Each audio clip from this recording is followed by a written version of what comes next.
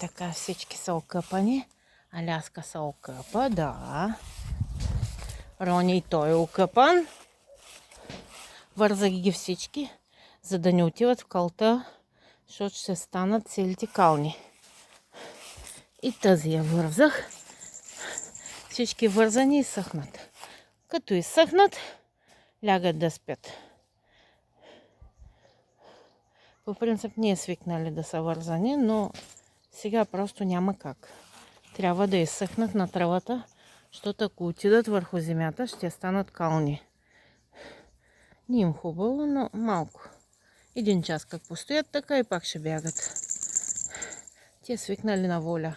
Аз на синджир не ги слагам никога. То пак е на телта сега в момента кучето. Може да ходи на големи разстояния, но той не е свикнал така да бъде. Никой не е свикнал. Нито Аляска, нито Рони, нито Сузанка мълтипушка. Рони е лагото. Хъската си е Аляска. Тя на 8 години и много улегнала вече. Не се играе, не се прави нищо. Цял ден лежи там под двора. А тез на един акъл лудуват. Ние свикнали да са вързани, но какво да ги правя? Малко трябва да изсъхнат, защото как почнат да бягат и ще станат целите кални.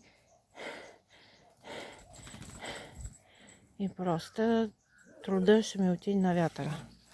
Като изсъхнат, малката я прибирам горе да спи, а Рони и Аляска ще ги оставят да бягат.